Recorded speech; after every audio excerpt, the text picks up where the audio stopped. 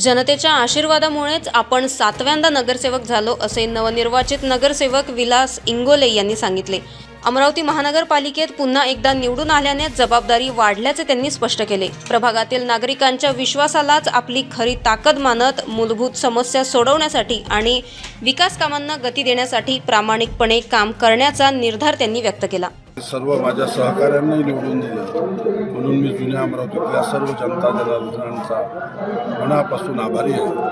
मला सातत्याने विकासाचे कामं तर सर्व झालेलेच आहे माझ्या प्रभागामध्ये, परंतु लोकांच्या वैयक्तिक सुखदुःखामध्ये सहभागी होणारा मी एक कार्यकर्ता आहे आणि जुन्या अमरावतीच्या नगरपालिकेच्या काळापासून स्वातंत्र्यपूर्व काळापासून किंवा त्याच्या नंतरसुद्धा जुन्या अमरावतीतल्या लोकांचं नगर परिषदेवर साम्राज्य आणि लोकांच्या सेवा करणारे नेते त्या भागात घडले।